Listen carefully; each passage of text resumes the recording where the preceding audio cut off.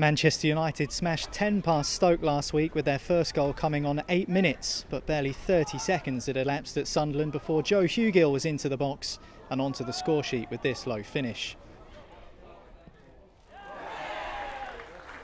Hugill skipper for the day and leading by example inside the opening minute, back on familiar territory too. The United striker was born just 6 miles away. It wasn't long before the Black Cats were breached again, United feasting on some Sunderland sloppiness as Shola Shuratire ran through and calmly dispatched past Bishop, the former United keeper beaten twice within a quarter of an hour.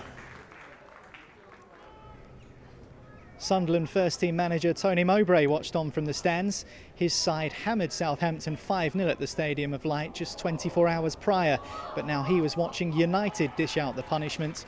Ellis Taylor's header selling Nathan Bishop short, and Sunderland fan Hugill taking the aerial route for his second and Manchester United's third. A rampaging United capped off a brutal first half with a fourth. This excellent run and pass from Amari Forson finding Shuratire, who shrugged off Sunderland company and skipped by Bishop for his brace. The final action of an opening period onslaught.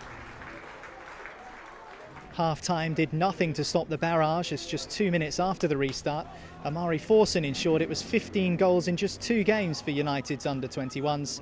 After assisting Shuratire in the first half, Shola returned the favour, but it was all Forson's own work as he shaped to shoot, shifted it to his right before chopping back onto his left and firing through the legs of the defender and into the far corner.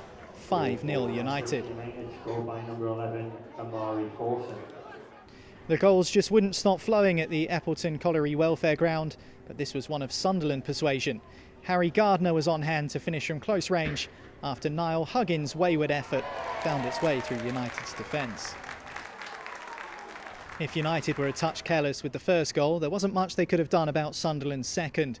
The ball fell invitingly for Harrison Jones, and he took up the request with authority, rifling this stunner into the top corner. The Black Caps had their tails up and were prowling for another in rapid time.